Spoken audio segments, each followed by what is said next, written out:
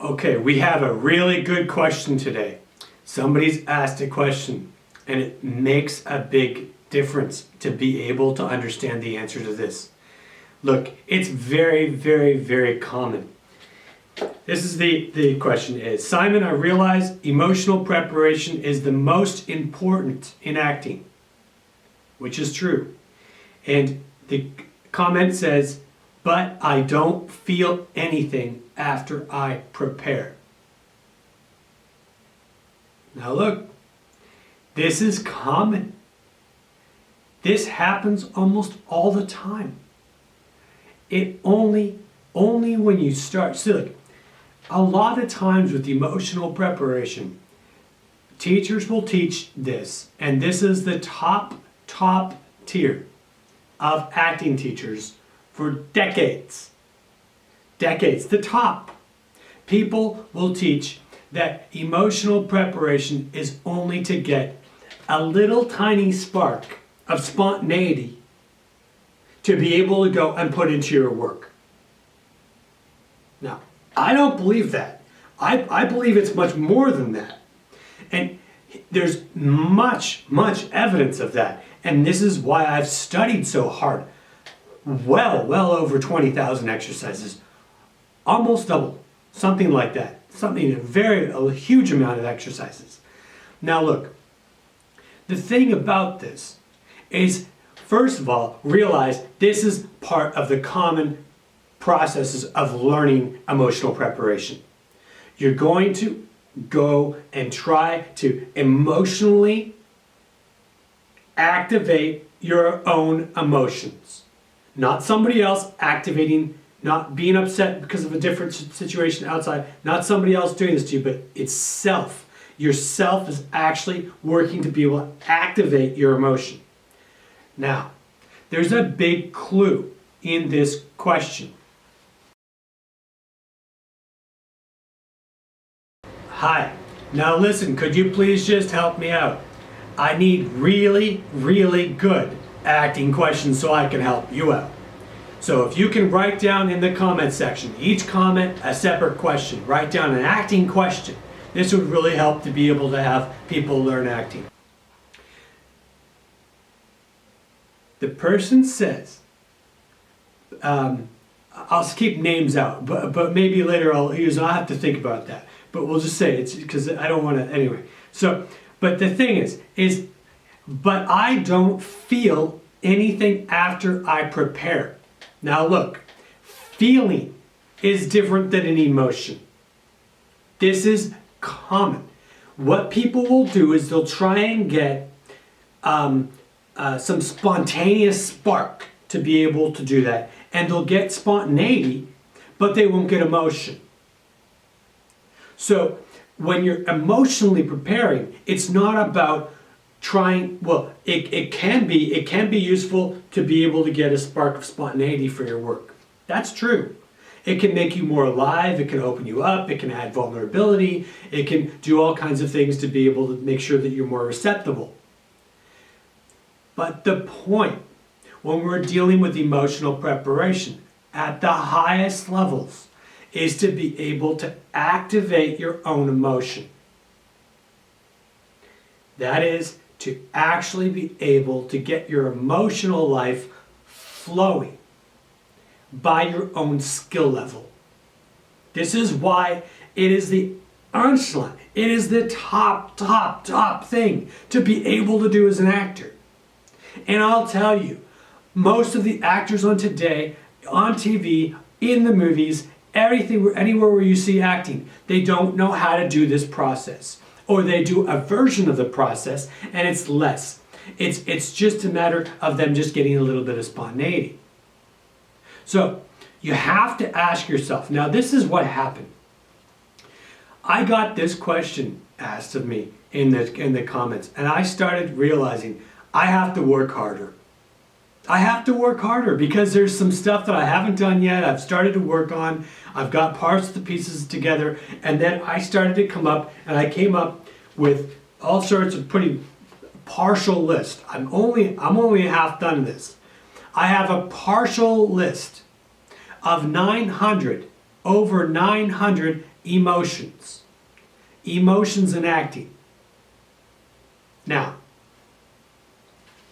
if you're going to find an emotion that you're going to be able to self-stimulate, first of all, I'm going to do this with you, and I'm going to do a lot of examples of it with you.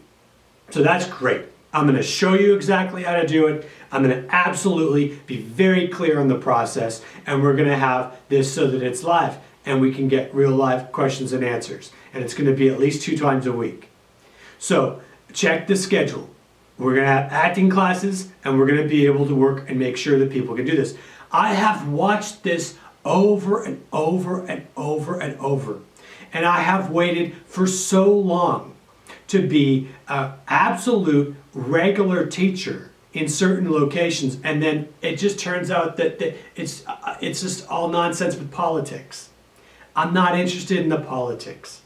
The thing I'm interested in is being able to show you how to actually activate your emotion in acting. I have seen so many classes. I have taught classes. I know how to be able to do this, and I know I have seen the top people in the industry learn acting. So, where does that put us? It's a lot of stuff. First of all, you're not trying to get a feeling. You're not trying to catch a moment. You're not trying to catch something that's just there temporarily. No. Emotional preparation is, you go into yourself. It might start off with you just getting a feeling. And if that's all you're able to do, then you sit on your feeling and you get it deeper. You resonate with your feeling even deeper. Now this is important. What happens when you do that? This takes patience. I have seen well over 20 teachers, teaching this stuff. I have sat in on many things. I've had conversations with people. I know a lot of things. I have never opened my mouth to what I know about acting until now, doing these videos. I'm going to help make sure that you know how to be able to do this work. I'm going to organize it. I'm going to make sure that people know how to access their emotions. I've talked to stars about it. I've talked to people that aren't stars. I've watched stars train. I've watched people that aren't stars. I've watched people not make it in the industry because they didn't do politics or whatever the nonsense was. I don't care about any of this stuff. What I care about is not the industry politics. What I care about is the talent. So, how does that help you? How that helps you is that you're able to look at this. You are isolating an actual emotion inside of yourself. You're purposefully isolating it.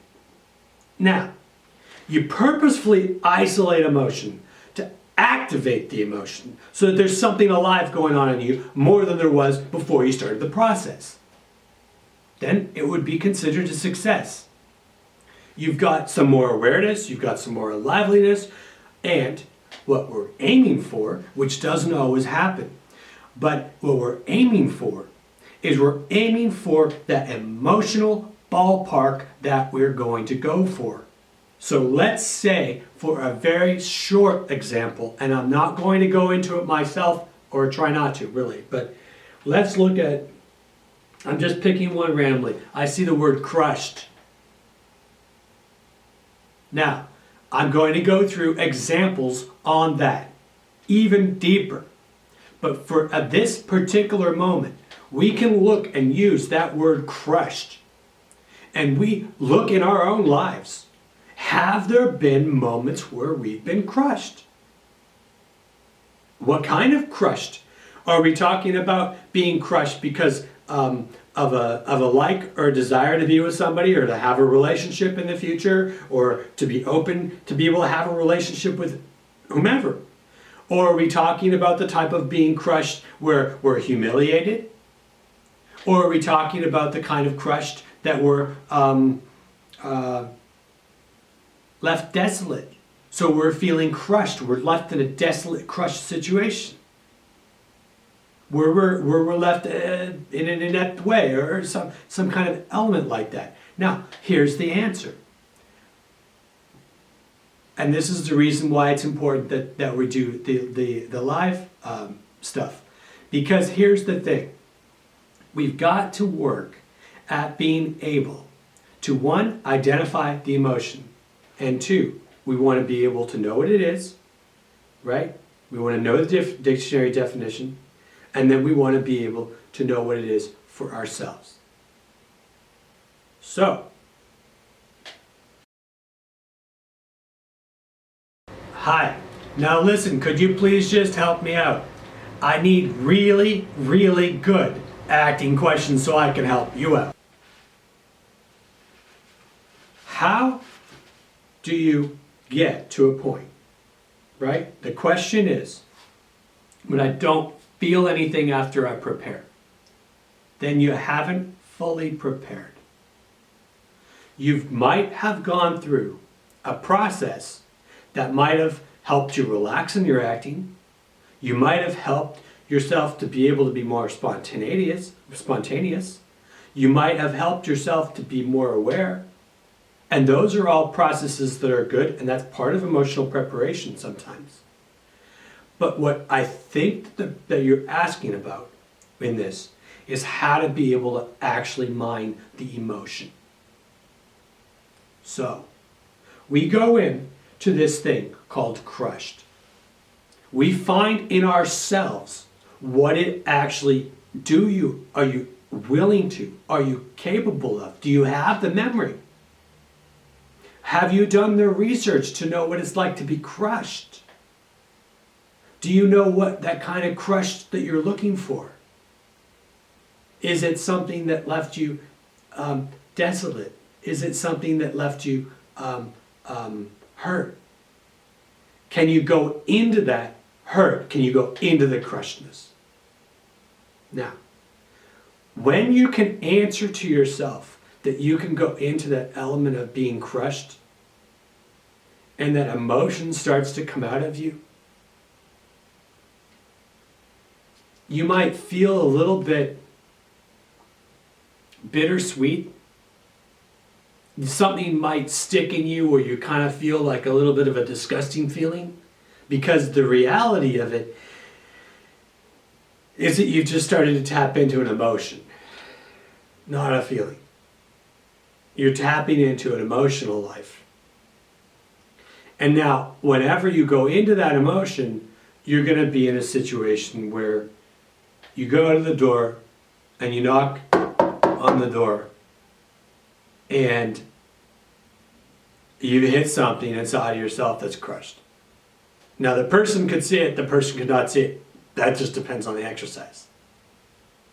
Maybe they don't see it and you're still listening to them, and then you say something to them and all of a sudden the whole thing pours out. And that would be great, because that would be an example of emotional preparation actually becoming active, which it does in the acting work. It's not only for the first moment, although I really respect people that feel that way. If you're just doing emotional preparation for the first moment, you're just trying to do some parlor trick to be able to trick yourself or to get a little bit of spontaneity in life in yourself, and then have a little pep in your step for acting. And that's great, but it's not the full picture.